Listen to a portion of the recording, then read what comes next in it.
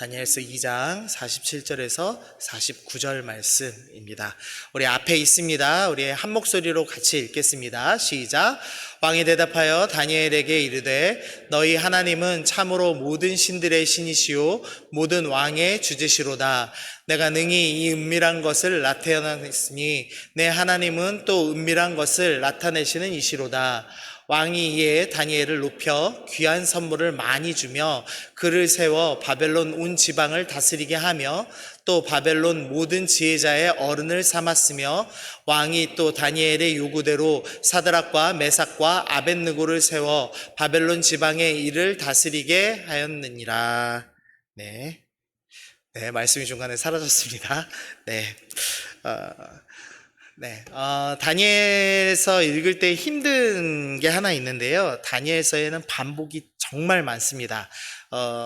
다니엘이 MBTI의 그 T와 J가 많은 것 같아요. 그래서 아주 사소한 거라도 조금의 차이가 있다면 정확히 적습니다. 그러니까 느부갓네살이 한 말을 그대로 적고 또 자신이 느부갓네살이 이렇게 말했습니다. 또 뭐 이런 식으로 하여튼 반복되는 스토리가 되게 많습니다. 그래서 오늘 2장 49절까지 있는데 좀 압축을 해가지고 말씀을 좀 보도록 하겠습니다.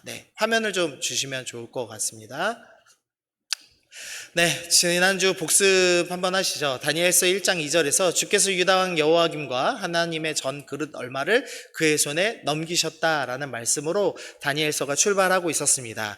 이 말씀은 단순히 보물을 빼앗겼다라는 말씀이 아니라 당시 근동의 이 세계관을 설명하고 있는 겁니다. 당시 근동의 세계관은 전쟁을 하면 신과 신의 전쟁으로 이해를 했죠. 그래서 바벨론 대 남유다가 전쟁을 해서 바벨론이 이긴다면 단순히 전쟁만 승리한 것이 아니라 바벨론의 신이 남유다의 신을 이겼다라는 그런 문화를 가지고 있었습니다. 그래서 이긴 쪽 나라가 진 쪽 나라의 신의 모양, 신의 형상인 우상을 가져다가 자신들의 신전에 집어넣고 그 신의 능력을 빼앗는, 그래서 신을 포로로 잡아가는 문화가 있었습니다. 그래서 바벨론이 하나님, 여호와 하나님의 우상을 뺏기 위해서 예루살렘 성전에 들어갔는데 하나님의 형상대로 만들어진 게 전혀 없었죠. 왜냐하면 십계명에서 금지하는 사항이었기 때문입니다. 그래서 형상 대신에 그릇을 빼앗아다가 자신들의 신전에다 넣습니다. 즉 이 당시 세계관에 의하면 하나님께서 포로로 잡혀가신 사회, 그런 이제 하나님이 실패하고 포로로 잡혀가고 이제는 여호와 하나님이 끝났다라고 생각할 그런 이제 위기의 시간이었습니다. 근데 그때 이제 16세 정도 되는 다니엘도 포로로 함께 끌려 잡혀간 것을 우리가 볼 수 있었습니다. 다니엘이 포로로 잡혀가서 세 가지가 바뀌었습니다. 첫 번째는 왕이 바뀌고 지역이 바뀌고 이름이 바뀌었습니다. 근데 단순히 이게 왕이 바뀌었다는 것은 그냥 뭔가 정치자가 바뀌었다 이 정도 수준이 아니라 능력이 없던 왕, 그리고 우상을 섬기던 악한 왕에서 똑같이 우상을 섬기지만 능력이 있는 왕으로 바뀌는 것이었고, 지역도 예루살렘이라는 불안한 땅에서 악한 땅으로 소문나 있지만 사실은 가장 안전한 신할 땅으로 옮겨졌습니다. 그리고 무엇보다 이름이 바뀌었는데 다니엘이란 이름에서 벨드사살이라는 이름으로 바뀌었습니다. 근데 이 이름의 뜻이 의미하는 바가 있는데, 벨드사살의 이름의 뜻이 벨이여 왕을 보호하소서, 그러니까 즉 벨이라는 신이 우리를 보호할 것입니다 라는 이름의 뜻을 갖고 있었고, 그 이름대로 바벨론의 이름과 언어를 가지고 바벨론 사람으로 산다면 보호받을 수 있는 삶을 사는 것이었고, 하나님의 이름, 하나님이 주신 다니엘이라는 이름을 들고 살면 사실은 보호받지 못하는 쉽지 않은 삶을 사는 그런 운명이었습니다. 근데 다니엘이 이 두 가지 이름 중에서 다니엘이란 이름을 선택하고 믿음의 삶을 살기로 결정하는 모습을 우리가 지난주에 살펴봤습니다. 그래서 다니엘은 바벨론이 주는 유익을 거절하고 하나님을 믿기로 결정했죠. 그래서 왕의 음식과 포도주를 거절하고 다르게 살기로 결정했습니다. 그러나 왕의 음식과 포도주를 먹는 것이 우상 숭배를 완전히 거절하거나 아니면 정치적으로 느부갓네살을 완전히 거절하는 행위는 아니었습니다. 다만 자기가 할 수 있는 가장 작은 신앙적인 행위였습니다. 그러나 매일 식사를 통해서 나는 하나님의 백성이야를 기억하는 다르게 살기를 시작하면서 이가 믿음으로 승리할 수 있었다라는 내용을 우리가 살펴봤습니다. 그리고 오늘은 다음 장 2장을 함께 살펴보겠습니다. 드디어 다니엘이 교육을 마쳤습니다. 굵은 글씨만 보시면 다니엘의 교육 과정은 3년이 목표였습니다. 3년을 기르게 하려고 왕이 다니엘과 세 친구를 포로로 끌고 왔죠. 그리고 두 번째 굵은 글씨 보시면 기한이 다 찼습니다. 3년이 끝났습니다. 그리고 맨 마지막 줄 보시면 그들이 드디어 왕 앞에 섰다라는 표현이 있습니다. 이 왕 앞에 섰다는 것은 드디어 과정 다 마치고 공무원 됐다, 이제 이런 소리로 이해를 하시면 될 것 같습니다.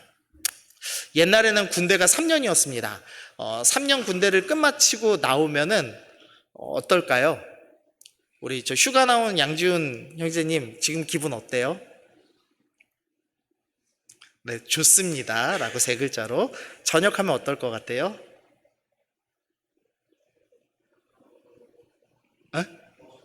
더 좋을 것 같습니다. 네, 그 정도가 아니고 행복해 죽어요. 진짜 너무너무 행복합니다. 전역하면. 근데 지금 다니엘이 쉽게 말하면 전역한 겁니다. 3년간 공부 끝내고 드디어 이제 자유를 얻었습니다. 다니엘이 왜 자유를 얻었는가를 좀 생각해 보려면 다니엘 직업을 좀 이해해야 됩니다. 다니엘서 2장 13절에 다니엘 직업이 나오는데요. 왕이 명령이 내림에 지혜자들은 죽게 되었다. 근데 지혜자들을 죽일 때 다니엘과 그의 친구들도 죽이려고 합니다. 그러면 여기서 다니엘 직업이 뭐라는 것을 알 수 있죠? 지혜자라는 것을 알 수가 있습니다.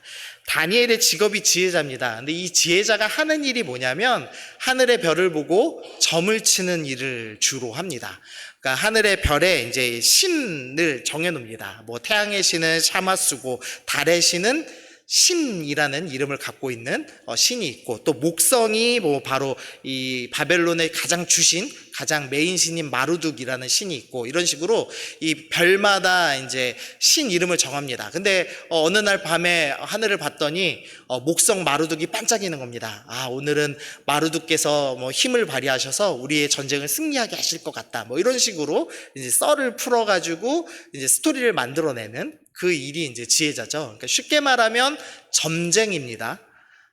다니엘이 3년간 받은 교육은 바벨론의 과학을 배운 것이 아니라 바벨론의 우상숭배에 대해서 공부할 수밖에 없는 아주 매우 힘든 상태였습니다. 다니엘은 하나님을 믿는데 그가 공부하고 시험을 쳐야 되는 내용은 전부 우상에 관련된 내용들을 이제 공부했어야만 합니다.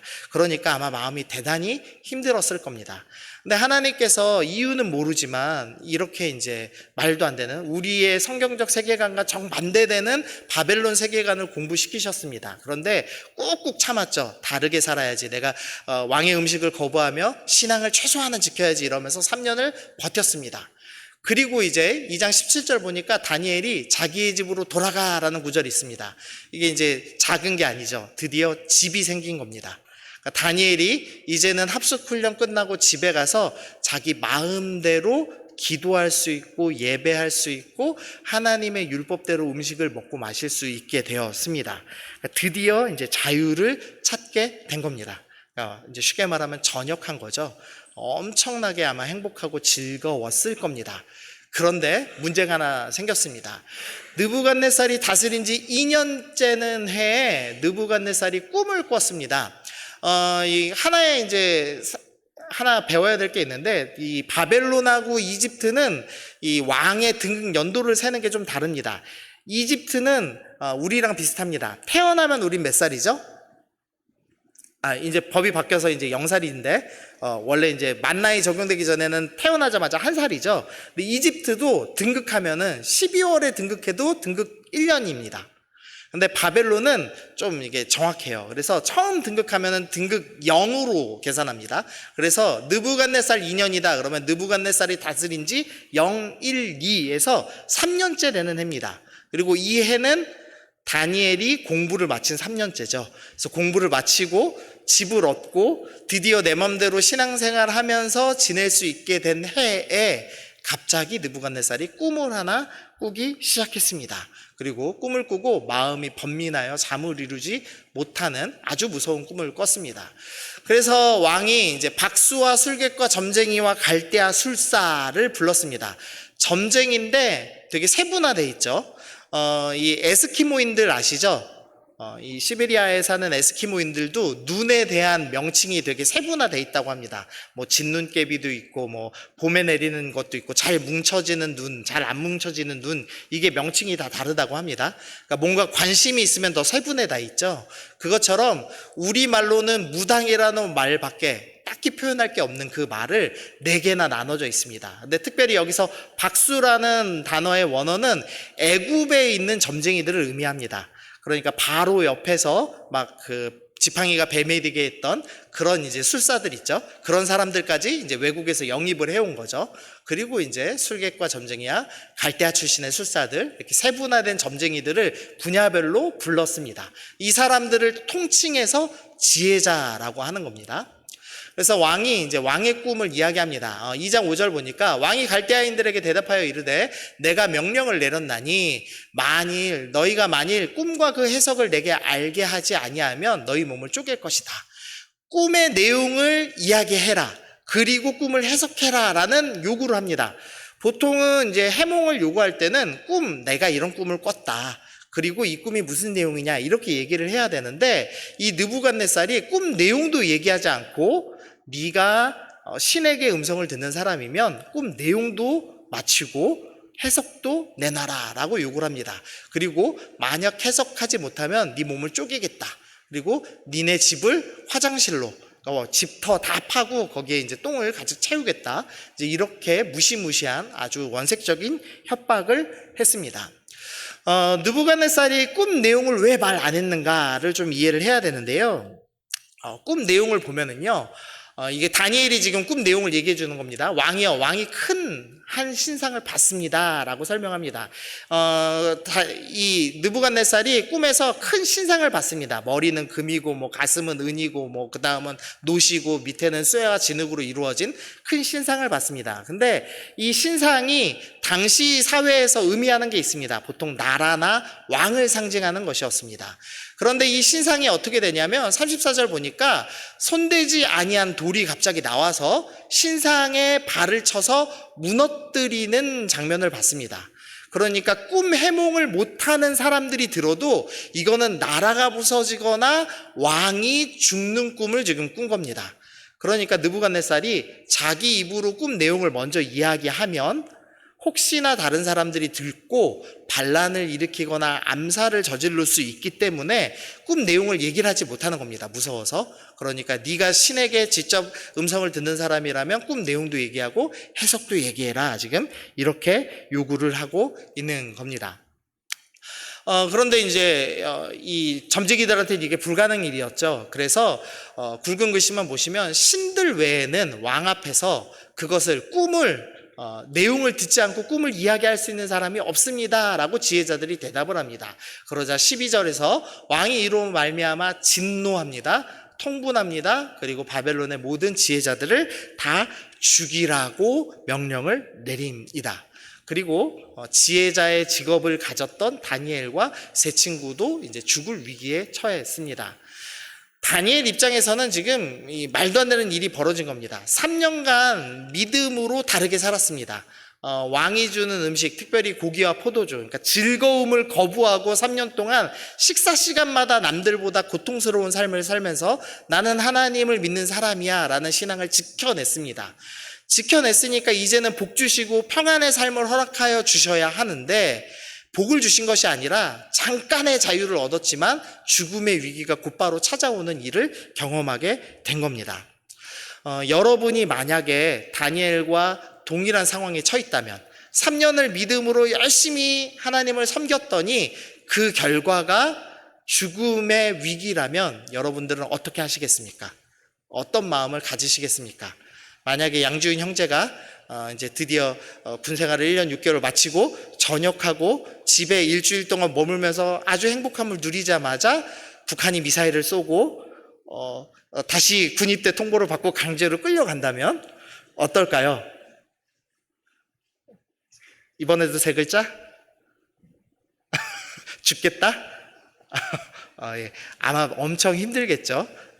다니엘의 마음은 뭐 말로 표현할 수 없을 상황일 겁니다. 여러분이라면은 열심히 하나님 섬겼는데 오히려 위기가 닥친다. 그럼 어떻게 생각하시겠습니까? 나는 교회 떠나겠습니다. 이런 분도 있을 거고, 하나님을 욕하겠습니다. 뭐 이런 분도 있겠죠. 아마 이제 다양한 생각이 있으실 겁니다. 그런데 오늘 다니엘은 우리와는 좀 다른 결정을 내리는 것을 볼 수가 있다는 거죠. 지금 위기를 앞둔 두 사람이 지금 등장합니다. 본문에는 느부갓네살이라는 모든 적을 다 제거한 가장 강력한 왕, 재능이 가장 많고 군사가 가장 많은 왕이 등장하고요. 하나는 보잘것없는, 그리고 간신히 자유를 얻었지만 이제 다시 죽게 된 다니엘, 두 위기를 앞둔 두 사람이 있습니다. 이 두 사람이 똑같은 행동을 합니다. 누군가를 찾고 누군가에게 말하고 누군가를 행동합니다. 어떤 행동을 합니다. 네, 어떤 차이가 있나 좀 살펴보겠습니다. 먼저 느부갓네살은 누구를 찾아가냐면 박수와 술객과 점쟁이와 갈대아 술사를 찾아갑니다. 정답을 안다고 알려진 사람들을 찾아다니기 시작합니다. 사람에게 어떻게 하면 위기를 극복할 수 있습니까? 묻기 시작합니다. 우리가 위기가 닥치면 보통 사람을 찾아가죠. 돈 많은 사람, 힘이 많은 사람, 권력이 있는 사람, 대단한 사람들을 찾아가서 부탁을 합니다. 하나님을 의지하는 것이 아니라 사람을 의지하죠. 그런데 사람을 의지했지만 어떤 해결책이 나오지 않습니다. 그러자 그때부터 막말을 쏟아냅니다. 너희 몸을 쪼개버리겠다, 너 죽여버리겠다, 너희 집을 화장실 만들겠다 이러면서 정제되지 않은, 그러니까 내 마음에 있는 분노를 그대로 막 표출합니다. 우리가 위기가 닥칠 때 자신의 진 모습이 드러나죠. 위기가 닥치니까 자식 앞에서 막 욕설을 한다든지, 아니면 부모 앞에서도 물건을 부신다든지, 이런 금쪽이들 많이 보시잖아요. 그런 일들이 지금 일어나는 겁니다. 그리고 나서 결국에는 느부갓네살은 행동을 취합니다. 폭력이나 위압으로 자신의 감정을 표출하죠. 우리가 위기가 닥치면 이렇게 막말을 하든지 어떤 행동을 하면서 자신의 감정을 드러내고 사람에게 매달리면서 신앙이 아니라, 하나님을 의지하는 것이 아니라 사실은 사람을 의지하고 있었고 두려움에 벌벌 떨고 있는 보잘것없는 사람이라는 것을 드러내는 사람들이 있습니다. 그러나 오늘 다니엘은 다른 모습을 보이더라는 거죠. 자, 우리 17절 18절 말씀 읽어보겠습니다. 시작. 이에 다니엘이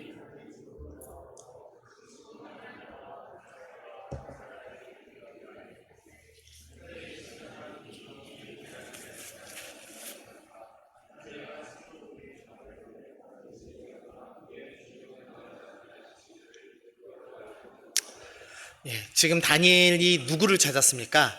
하늘에 계신 하나님을 찾기 시작했습니다. 3년이나 믿었는데도 날 배신한 것 같은 그 하나님일 수도 있는데, 다니엘이 여전히 하나님을 찾기로 결정을 했습니다. 그리고 나서 어떤 말을 하냐면, 왕이 명령을 내리사 지혜자들이 죽게 되었고 다니엘과 그의 친구도 죽으려고 찾았더라. 그때에 왕의 근위대장 아리옥이 지금 다니엘을 죽이러 왔습니다. 그러자 바벨론의 지휘자를 죽이러 나가매 네 번째 줄 보시면 다니엘이 명철하고 슬기로운 말로 이야기하기 시작합니다. 이것을 바른 성경에서는 지혜롭고 신중한 말을 했다라고 표현합니다. 지금 자기 감정은 아마 불평과 원망 쏟아내도 너무 당연할 겁니다. 그러나 자기 감정을 쏟아내는 것이 아니라 그리스도인답게, 성도답게 지혜롭고 신중하게 말을 하기 시작하죠. 그리고선 어떤 행동을 하냐면 24절, 이에 다니엘이 왕이 바벨론의 지휘자들을 죽이라고 명령한 아리옥에 갑니다. 지금 하나님께 기도를 했습니다. 그리고 하나님께서 꿈의 내용과 해석을 다 알려주셨습니다. 그러자 지휘자들을 죽이는 명령을 받은 아리옥에게 찾아갑니다. 그리고 그에게 이와 같이 이르되 바벨론 지휘자들을 죽이지 말고 나를 왕 앞으로 인도하라 라고 합니다. 사실 다니엘 입장에서는 지혜자들은 골치 아픈 사람들입니다. 왜냐하면 우상숭배자들이죠. 자기는 하나님을 믿는 사람인데 강제로 우상숭배에 교육을 시켰던 사람들, 그리고 앞으로 자기가 공무원 생활을 할 때 자기와 경쟁할 사람들입니다. 그러니까 하나님께서 나에게 길을 주셨다, 이 지혜자들이 싹 죽게 내버려두고 나 혼자 승리하면 좋겠다, 이렇게 생각할 수도 있었습니다. 그러나 원수, 경쟁자 같은 이 사람들을 위해서 분노한 왕 앞에 서기로 결정하는 신앙의 태도를 보여주고 있습니다. 원수 앞에서는 멋진 사람이었죠. 그래서 그 결과는 무엇이냐? 왕이 이에 다니엘을 높여 귀한 선물을 많이 주며 그를 세워 바벨론 온 지방을 다스리게 하며 또한 바벨론 모든 지혜자의 어른으로 삼았다라고 이야기를 합니다. 지혜자의 우두머리가 되었습니다. 이제 다니엘은 더 이상 마르둑이나 바벨론의 다른 신을 섬기는 사람이 아니라 하나님이라는 왕 중의 왕, 신 중의 신을 섬기는 사람으로 인정받아서 그 모든 지혜자들의 대표가 되는 것으로 결말을 맺습니다. 우리가 다니엘서를 딱 이렇게 보고 나서 뭐라고 얘기하냐면 신앙 지켰더니 승진했다, 이제 이렇게 이해하는 경우가 있습니다. 나중에 6장에 가면 다니엘이 총리가 됩니다. 신앙 지켰더니 총리가 됐다, 이제 이렇게 해석을 하면서 예수 잘 믿어서 우리도 높은 자리 가보자, 이렇게 해석하는 경우가 있습니다. 그러나 오늘 본문을 다니엘이 잘 믿어서 부자 됐습니다, 명예 얻었습니다로 해석하면 안 되겠습니다. 다니엘이 얻은 제일 중요한 것은 뭐냐면 기도라는 무기를 얻은 것입니다. 위기의 순간에 내가 뭘 해야 되지? 이 가장 강력한 왕 느부갓네살조차 사람을 쫓아다니고 분노를 표출하고 폭력을 행하는데 다니엘은 가장 강력한 사람보다 더 성숙한 반응을 보이는데 하나님 앞에 엎드려 기도하는 법을 배웠다는 겁니다. 이전에 다니엘은 다르게 사는 법을 배웠습니다. 여러분들이 신앙을 지키기 위해서 지금 세상 사람들과 다르게 살고 있을 겁니다. 주일 성수를 하고 있고 식사 때 기도를 하고 하루에 한 번 정도 말씀을 읽는 것으로 다르게 사는 신앙으로 자신의 믿음을 지켜나갈 겁니다. 그런데 하나님께서 이 믿음 지키는 사람들에게 위기를 주십니다. 그리고 위기를 통해서 무엇을 가르치시길 원하냐면 기도를 가르치시길 원합니다. 하나님은 여러분에게 기도를 꼭 가르쳐주고 싶어 하십니다. 왜냐하면 기도를 통해서 꼭 배울 수 있는 것이 있기 때문입니다. 21절 보면 그는 때와 계절을 바꾸시며 왕들을 패하시고 왕들을 세우시며 지혜자들에게 지혜를 주시고 총명한 자에게 지식을 주시는도다. 다니엘이 기도를 하고 고백하는 겁니다. 하나님께서는 때와 계절을 바꾸시고 왕들을 패하시고 세우시는 분입니다 라는 것을 깨달았습니다. 지금 다니엘은 나라가 망했습니다. 그리고 끌려왔습니다. 그런데 기도를 통해서 깨닫게 된 것은 기도를 통해서 날 죽지 않게 해주셨어, 감사합니다 라는 고백을 하는 것이 아니라 하나님께서 이 모든 것을 주관하고 계획하고 계시구나 라는 것을 깨달은 겁니다. 우리가 기도를 통해서 알 수 있는 가장 큰 유익이 있다면 이 모든 것을 다스리시고 주관하시는 분이 하나님이심을 깨닫는 겁니다. 하나님을 만나는 것이 기도의 가장 큰 유익입니다. 이 모든 것을 하나님이 다스리신다는 것을 알기 시작할 때 우리가 두렵지 않게 되죠. 우리가 재정이 너무 없어서, 돈이 없어서 궁핍할 때 돈 많은 사람을 찾아다니는 것이 아니라 하나님께 기도하기 시작하고 하나님께서 모든 물질을 주실 수도 있고 뺏으실 수 있는 부유한 분이라는 걸 깨닫게 되면 돈 없는 상황을 두려워하지 않게 되죠. 그러니까 돈이 있음과 없음이 중요한 것이 아니라 그 모든 것을 다스리시는 하나님을 발견하는 것이 기도의 가장 큰 은혜라는 것입니다. 그리고 44절 읽어보겠습니다. 시작. 이 여러 나라의 시대에 하늘의 하나님이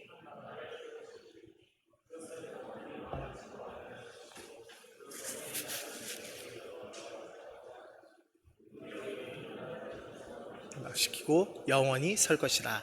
다니엘이 놀라운 사실을 알았습니다. 우리나라를 망하게 했던 바벨론도 하나님께서 망하게 하시는구나. 그리고 영원한 하나님 나라, 영원히 망하지 아니하는 하늘의 하나님의 나라가 들어서는구나 라는 것을 깨닫게 됐습니다. 그래서 이 땅에서 내가 남유다를 섬기던 바벨론을 섬기던 중요한 것이 아니라 영원한 하나님의 나라를 위해서 일하는 것이 중요하구나 라는 것을 깨닫게 되었습니다. 그래서 다니엘의 신앙 고백의 내용이 바뀝니다. 왕이여, 왕은 여러 왕들 중에 왕이시라. 하늘의 하나님이 나라와 권세와 능력과 영광을 왕에게 주셨습니다 라고 고백하기 시작합니다. 이 하늘의 하나님이라는 표현이 매우 중요합니다. 왜냐하면 바벨론의 모든 신들은 일월성신, 그러니까 일은 날일자, 달월자 들어보셨죠? 해와 달과 별, 일월성신이라고 부릅니다. 그 하늘의 별들을 신으로 섬기는 국가였습니다. 그리고 다니엘은 3년 동안 강제로 하늘의 신들, 우상에 관해서 배웠습니다. 그런데 다니엘이 이제 고백하는 겁니다. 하늘의 신이 진짜 우상들이 아니라 하늘에 계신 분은 오직 하나님 한 분이십니다라는 바벨론의 세계관에서 탈출하여서 성경적 세계관을 온전히 정립하는 모습을 보여주고 있습니다. 자, 마지막 페이지입니다. 자, 다르게 살기로 다니엘이 신앙 지켰습니다. 그런데 위기가 또 찾아왔습니다. 하나님은 위기를 통해서 기도를 가르치셨죠. 그래서 그 기도는 단순히 기도의 행위를 통해서 마음의 위로 얻은 것이 포인트가 아니라 기도를 통해서 하나님을 만났습니다. 그리고 하늘의 하나님이라는 신앙 고백을 했습니다.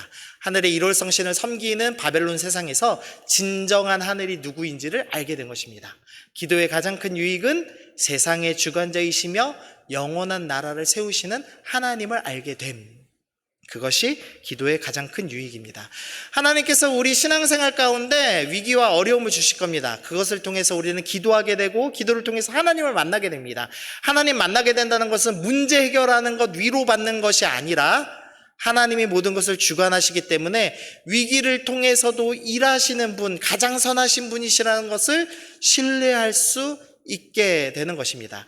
다니엘이 지금 위기를 겪었습니다. 그러나 이 위기를 통해서 하나님께서는 남유다를 멸망시킨 왕 느부갓네살 입술을 통하여서 하나님이 신들의 신입니다, 왕 중에 왕이십니다 라는 영광을 들으셨습니다.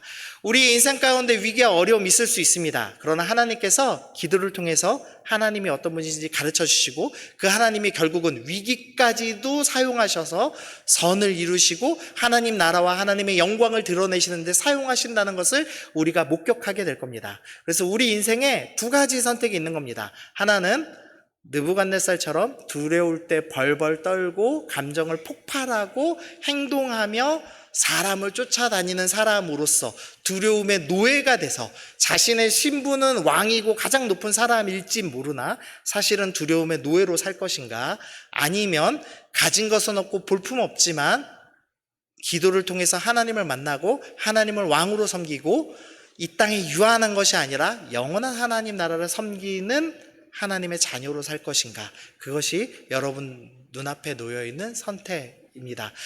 소원하게는 여러분이 하나님을 믿는 믿음, 그래서 위기 가운데 기도하며 하나님을 만나는 놀라운 은혜를 경험하시는 여러분들 되시기를 소원합니다. 네, 빨리 끝났죠? 딱 3시예요. 자, 대신에 기도를 좀 길게 하면 좋겠죠? 우리 반주 좀 해주시고요. 우리 눈 감고 기도하면 좋겠습니다. 우리 여러분들이 지난주에 어떤 결정하셨는지 모르겠습니다. 다르게 살기 중에 하나님, 내가 다르게 살기로 결정했습니다. 그리고 위기가 닥칠 때 다니엘처럼 기도해 보겠습니다. 기도를 통해서 하나님을 알게 하여 주옵소서. 하나님께서 정말로 온 우주를 다스리고 계시며 모든 문제를 해결하시며 승리하시는 분이시라면 내가 그분을 만날 수 있는 은혜를 허락하여 주옵소서.